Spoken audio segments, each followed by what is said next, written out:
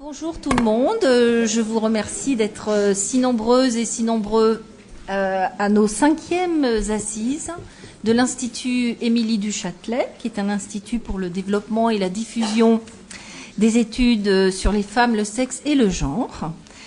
Et chaque année, donc, nous organisons des assises qui ont pour objectif principal de favoriser le dialogue entre vous, entre la recherche et des représentants d'associations ou de responsables d'élus ou de responsables administratifs, et puis le public.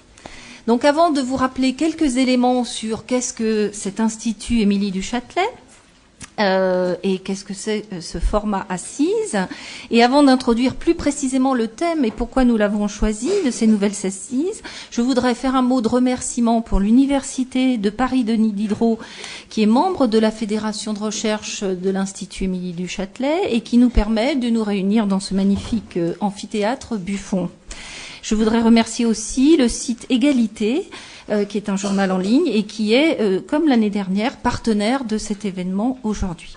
Et puis, j'ai l'honneur d'accueillir Isabelle Tisse-Saint-Jean, qui est vice-présidente du Conseil régional d'Île-de-France, chargée de l'enseignement supérieur et de la recherche, et que nous remercions très vivement de sa venue et qui vous fait faire un mot d'accueil. Merci. Écoutez, moi, je suis très heureuse d'être parmi vous et de pouvoir vous dire quelques mots à l'ouverture de ce moment important pour vous tous que sont ces assises de l'Institut Émilie du Châtelet. Je vais peut-être prendre un tout petit moment pour vous expliquer pourquoi on est en soutien à ces opérations et comment on essaye d'agir. Pourquoi on est en soutien ? Parce que la première chose, c'est que ce dispositif s'inscrit dans notre politique de soutien à la recherche et à l'enseignement supérieur. Vous le savez peut-être, la région Île-de-France est un acteur très important de la recherche et de l'enseignement supérieur, alors que ça n'est pas dans les compétences d'une région. Normalement, une région n'a pas à agir sur le secteur de la recherche et de l'enseignement supérieur. Et pourtant, nous y consacrons 5% de notre budget annuel, ce qui fait, comme vous l'imaginez, des sommes assez considérables. Et nous sommes, en termes de construction immobilière, à parité avec l'État sur l'Île-de-France, sur le secteur de l'enseignement supérieur et de la recherche. Donc on est des acteurs très importants. Pourquoi on a décidé d'agir en soutien aux acteurs de la recherche et de l'enseignement supérieur ? Pour toute une série de raisons. La première raison, c'est que le savoir et la connaissance sont pour nous des valeurs absolument essentielles, des valeurs émancipatrices, des valeurs qui sont au cœur du pacte démocratique et républicain. La deuxième raison, c'est que ce secteur est un secteur clairement d'avenir, parce qu'il y va de la formation des jeunes et parce qu'il y va de la valorisation de la connaissance sous toutes ses formes, que cette valorisation soit sociale, économique, écologique ou culturelle. Et puis, la troisième raison principale de notre soutien, c'est aussi que nous avons une chance extraordinaire en Île-de-France d'avoir sur notre territoire 16 universités, plus de 300 écoles d'enseignement supérieur et de recherche, 600 000 étudiants et les 2/3 des grands équipements scientifiques français.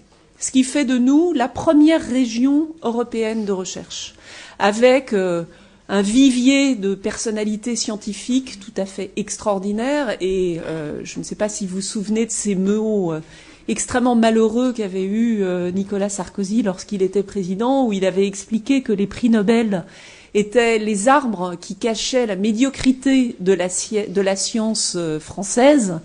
Eh bien, non. La science française et la science francilienne, la communauté de recherche française et francilienne, loin d'être médiocres, sont au contraire d'une richesse tout à fait extraordinaire. J'en veux pour preuve qu'encore récemment, la semaine dernière, un nouveau prix Nobel en physique a été distingué qui est le professeur Haroche,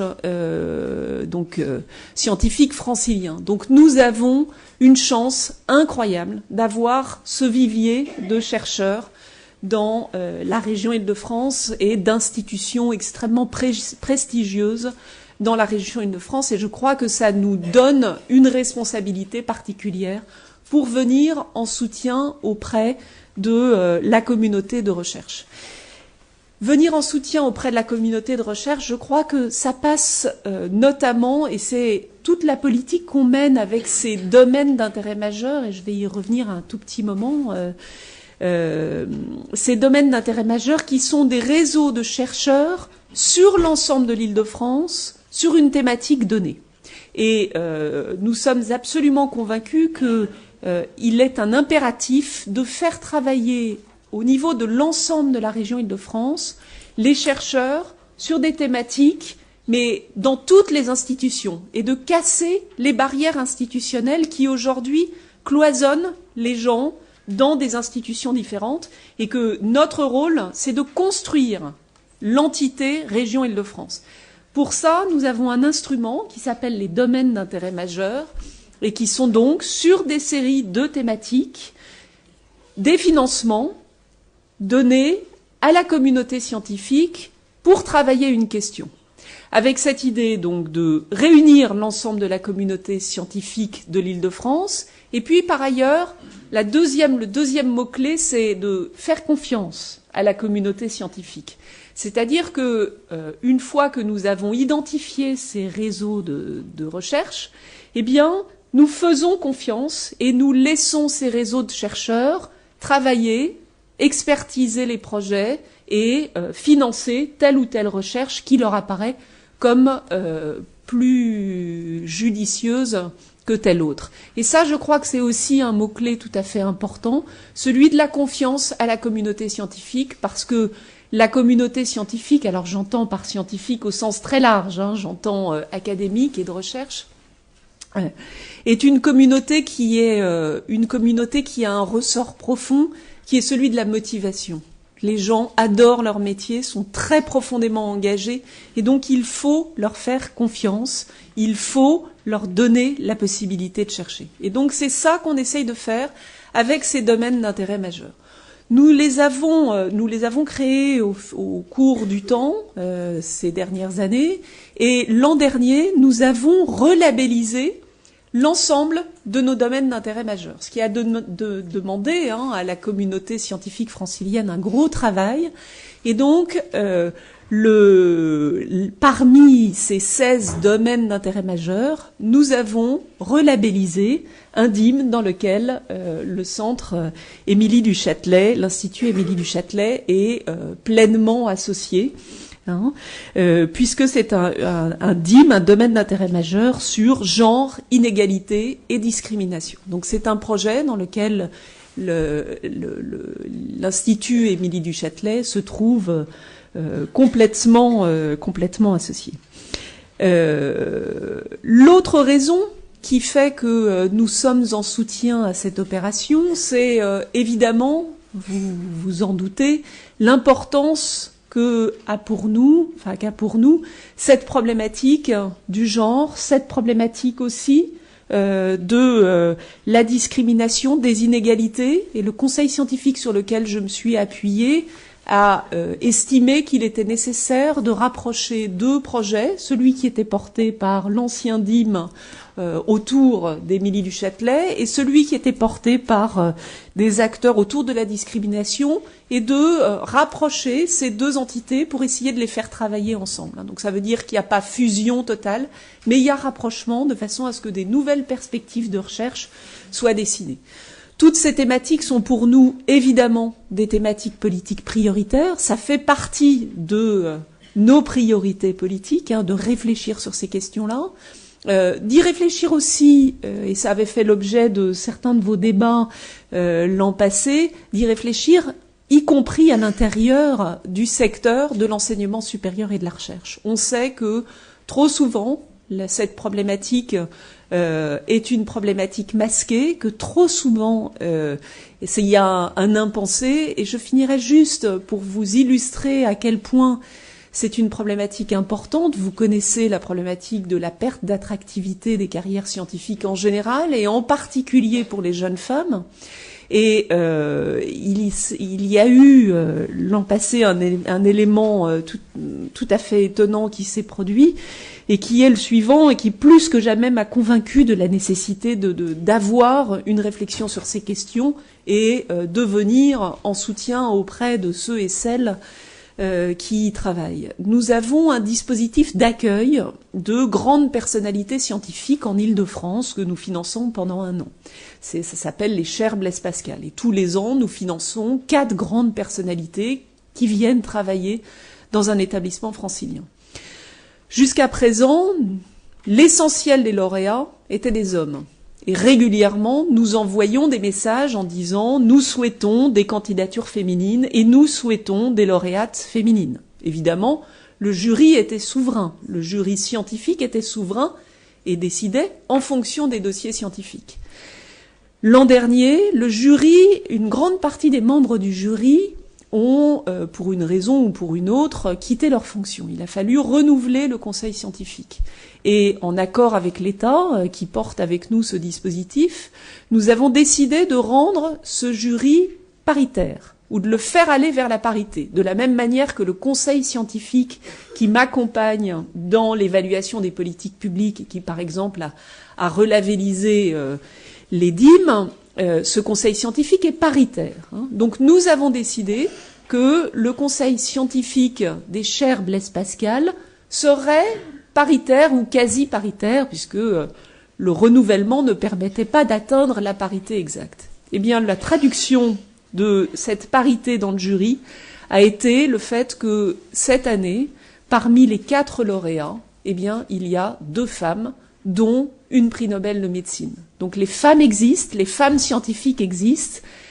Le dispositif, l'impensé fait que nous n'arrivons pas à faire émerger les grandes personnalités scientifiques et que je crois qu'il est extrêmement important qu'on vous donne la possibilité de continuer à travailler sur ces problématiques qui sont tout à fait essentielles. Donc voilà, donc je suis pour ces 2 raisons, celle de mon attachement à soutenir la recherche et celle de l'importance que j'accorde à ces thématiques, extrêmement heureuse d'avoir pu dire quelques mots et je ne pourrai malheureusement pas assister à vos travaux car j'ai d'autres impératifs, mais je ne doute pas qu'ils seront extrêmement riches et intéressants. Je vous remercie. Merci beaucoup.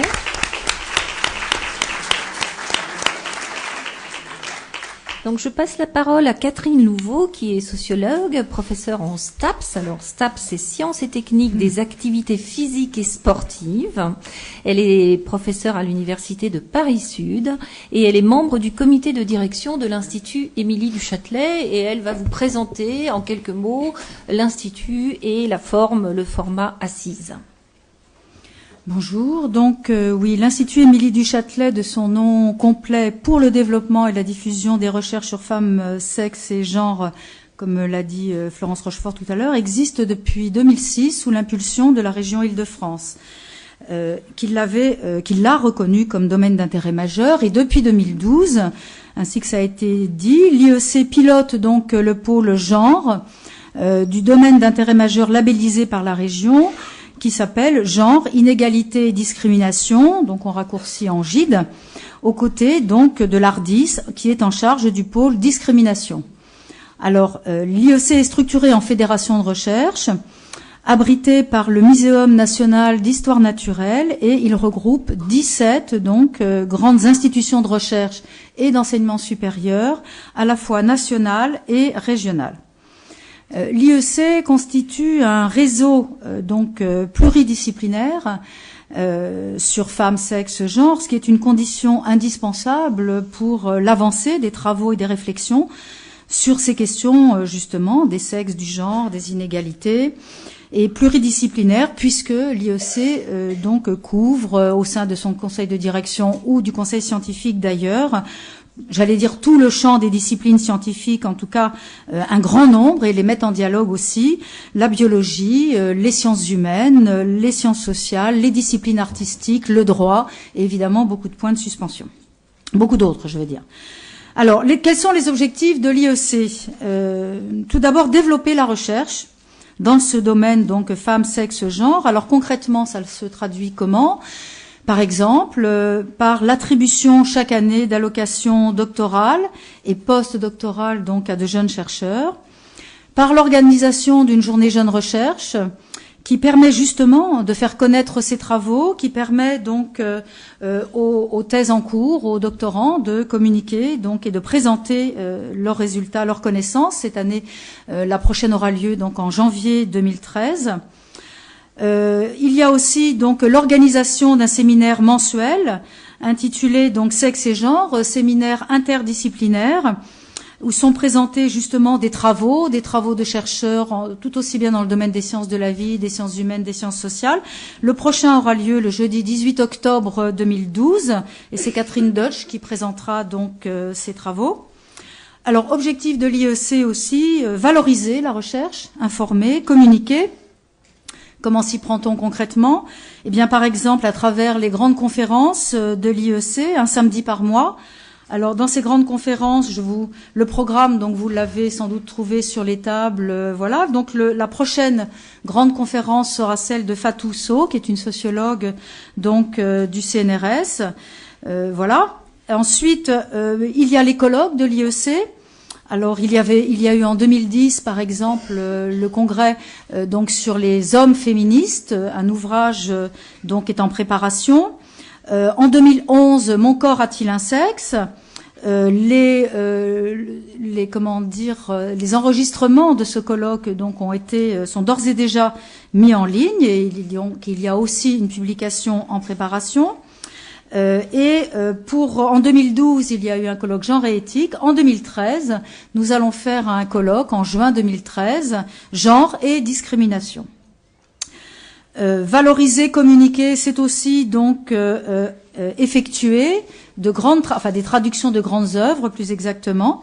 Et donc, nous avons déjà publié Le contrat sexuel de Carole Patman, et vient juste de sortir, comme un fait exprès, les choses sont bien faites, donc le livre, donc la traduction que nous avons assurée de Anne Fosso-Sterling, et donc livre qui vient d'être publié aux éditions La Découverte, Corps en tout genre. Vous avez vu sans doute la publicité là aussi sur la table.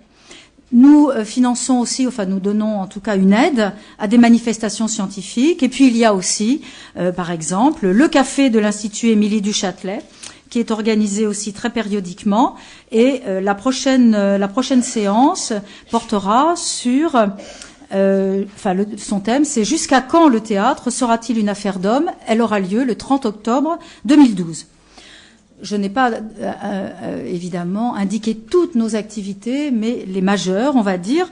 Alors évidemment, parmi ces objectifs de l'IEC, il y a bien entretenir le lien entre la recherche, le monde de la recherche, et ce que nous appelons, pour aller vite, la société civile, le monde associatif, politique, etc., puisque les problématiques femmes, hommes, sexe, genre ont évidemment des dimensions sociétales, politiques, et que l'on connaît. Et à cette fin, nous organisons justement les assises que nous avons appelées assises de l'égalité. Ces assises de l'égalité existent depuis 2008. Donc, je vous indique très vite les thèmes. Ces assises ont été enregistrées, mises en ligne. Elles existent pour l'instant sur un site, donc vous pouvez trouver en lien sur notre site de l'IEC. En 2008, c'était les résistances à l'égalité entre les femmes et les hommes. En 2009, l'égalité des sexes et sexualité. En 2010, vous avez dit féministe. Point d'interrogation, bien sûr. Et en 2011, c'était l'éducation à l'égalité. Voilà.